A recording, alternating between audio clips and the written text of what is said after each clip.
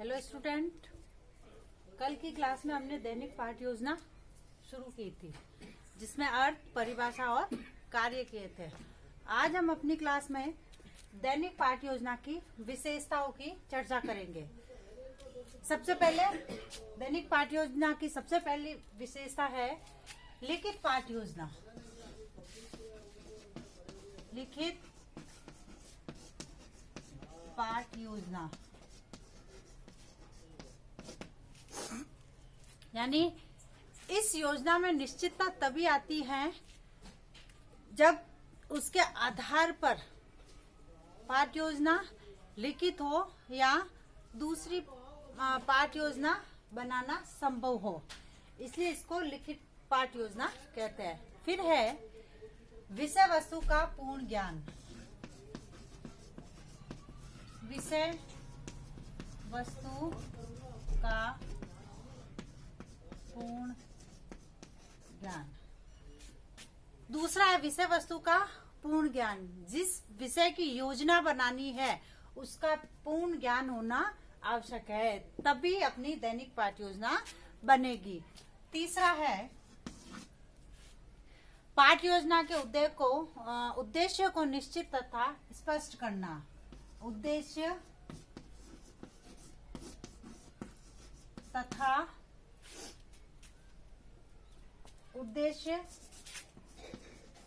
निश्चित तथा स्पष्ट करना, यानी जिस उद्देश्य से पाठ योजना बनाई जा रही है उनके उद्देश्य को स्पष्ट करना और निश्चित करना। फिर है पाठ योजना का विकास बच्चों की सहायता से। बच्चों की सहायता से, यानी जब हम पाठ योजना बनाते हैं या पाठ योजना जब बनती है, क्योंकि उत्तम पाठ योजना तभी बनेगी जब हम उनके पूर्व ज्ञान के निर्मित आधार पर पाठ योजना बनाते हैं।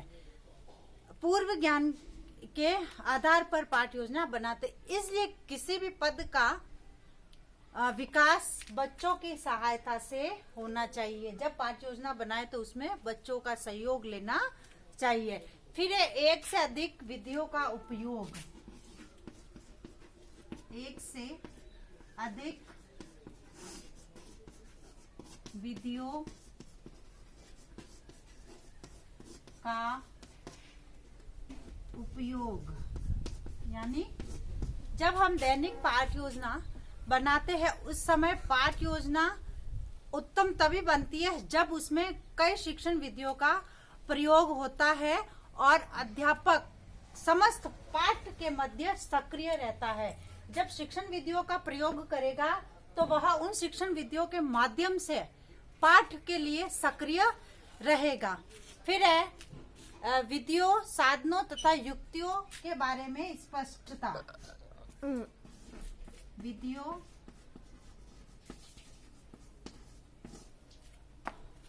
साधनों तथा युक्तियों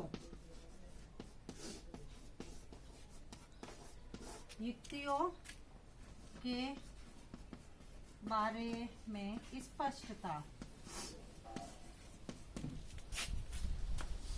यानी जब पाठ योजना में यह सब जैसे विधि, साधन और युक्तियां की कौन कौन सी विधियां लिए, कौन कौन से साधन लिए और कौन कौन सी युक्तियां लिए, यह स्पष्ट होंगे या इन युक्तियों का प्रयोग करेंगे तो पहले से ही स्पष्ट होना चाहिए कि कौन कौन से उपकरण और साधन हम अपनी पाठ योजना के दौरान ले रहे हैं।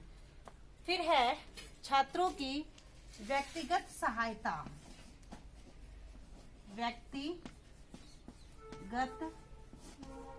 सहायता,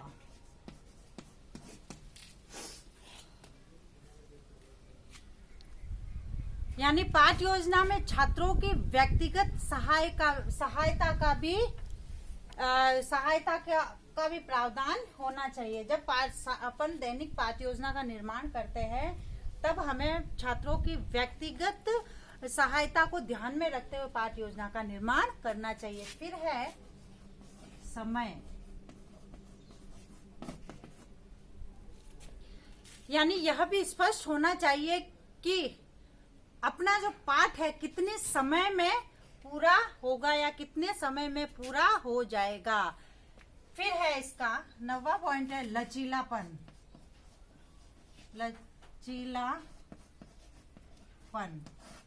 तत्पश्चात अपना आता है दैनिक पाठ योजना में लचीलापन। एक उत्तम पाठ योजना में शिक्षक और विद्यार्थियों के कार्य निश्चित होने चाहिए। निश्चित होने के बावजूद यह लचीली होनी चाहिए कि अध्यापक को अपनी परिस्थिति विशेष में इधर उधर होने की गुंजाइश हो सके। अब ये विशेषता के पश्चात दैनिक पाठ योजना के उद्देश्य क्या है होने चाहिए। कक्षा में शिक्षण क्रियाओं तथा सहायक सामग्री की पूर्ण जानकारी कराना उद्देश्य पाठ योजना का। सेकंड है प्रस्तुतिकरण के क्रय तथा पाठ्य वस्तु के रूप की निश्चित जानकारी देना। फिर है पाठ्य वस्तु के तत्वों के क्रम, चिंतन एवं विकास में क्रमबद्धता स्थापित करना। फिर बोलती हूँ तत्वों के क्रम, चिंतन तथा विकास में क्रमबद्धता स्थापित करना, यानी क्रमबद्ध रूप में होने चाहिए। फिर नेक्स्ट है कक्षा शिक्षण के समय शिक्षक के विस्मृति की संभावना कम होना। विस्मृति यानी जब इस उद्देश्य को लेकर चलता है तो भूल जाने की आशंका कम होनी चाहिए। फिर है नेक्स्ट है अपना निर्धारित पाठ्य वस्तु के सभी तत्वों की विवेचना करना। पाठ्य वस्तु में कौन कौन से तत्व निर्धारित किए हुए हैं उन सब की विवेचना करना। नेक्स्ट है सहायक सामग्री के प्रयोग के स्थल, शिक्षण विधि तथा प्रविधियों का निर्धारण करना। यानी जो सहायक सामग्री ली है हमने उसके प्रयोग का स्थान, उसकी शिक्षण विधि तथा प्रविधियों का निर्धारण पहले से होना चाहिए। अब सेकंड है दैनिक पाठ्य योजना के और अन्य उद्देश्य, यानी जब शिक्षण करने से पूर्व शिक्षक को पाठ तैयार करना चाहिए। पाठ के निम्नांकित उद्देश्य होने चाहिए। सबसे पहला पाठ का उद्देश्य स्पष्ट होना। फिर है सेकंड है उद्देश्य स्पष्ट होने पर शिक्षक दैनिक पाठ योजना निर्मित कर सकता है। उद्देश्य के अनुरूप शिक्षक पाठ्य विषय अनुसार समस्त सामग्री एकत्रित करता है कि जो जिस उद्देश्य से पाठ लिया है उसकी समस्त सामग्री है जो पाठ्य योजना से विषय अनुसार जो शिक्षक की सामग्री है उसको एकत्रित करता है। तत्पश्चात है उद्देश्यों को ध्यान में रखकर समुचित शिक्षण विधि का चुनाव करना कि शिक्षण विधि कौन सी होगी हमारी।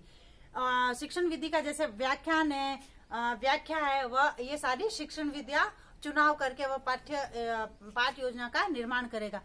उसके बाद है उद्देश्य को ध्यान में रखकर शिक्षक को आवश्यक निर्देश देना। तत्पश्चात है शिक्षक को अपेक्षाकृत अधिक सफलता प्राप्त होना। यानी जब ये योजना तैयार करके जब शिक्षण करवाएगा तो उसको आवश्यकता अपेक्षाकृत जो जिस अपेक्षा से पाठ्य योजना तैयार करता है वो अपेक्षा कृत अधिक सफल प्राप्त होगा। फिर है स्पष्ट उद्देश्य से पाठ को जानने एवं समझने में सहायता मिलना। उद्देश्य दैनिक पाठ योजना का महत्वपूर्ण भाग है तथा किसी पाठ विशेष को पढ़ाने पर विद्यार्थी के व्यवहार में क्या परिवर्तन आना चाहिए। यानी इन उद्देश्यों के बाद जिस उद्देश्य को लेकर पाठ्य योजना का निर्माण करता है उसके बाद उसको पढ़ाने के बाद विद्यार्थियों में क्या परिवर्तन होने चाहिए, क्या आशा की जाती है विद्यार्थियों में परिवर्तन की, वो इस प्रकार है। जैसे सबसे पहला विद्यार्थियों को तथ्यों, सूचनाओं आदि के विषय में जानकारी प्रदान करना, अर्थात उन्हें किसी विषय वस्तु के बारे में ज्ञान प्रदान करना, यानी संपूर्ण विषय वस्तु का ज्ञान प्रदान करना। तत्पश्चात है विद्यार्थियों को विषय वस्तु के बारे में समझाना, जो विषय वस्तु ली है उसके बारे में समझाना। फिर है विद्यार्थियों को योग्यता और दक्षता प्राप्त करवाना, यानी उस पाठ योजना के माध्यम से। तत्पश्चात है विद्यार्थियों की रुचि बढ़ाना, या प्रकरण को लेकर रुचि बढ़ाना उनमें। फिर है विद्यार्थियों को ज्ञान का उपयोग करना और सिखाना, यानी जो विद्यार्थियों को जो ज्ञान दिया जा रहा है उसका वो उपयोग कैसे कर सकते हैं और कैसे सीख सकते हैं। धन्यवाद। आगे की क्लास में इससे आगे करेंगे।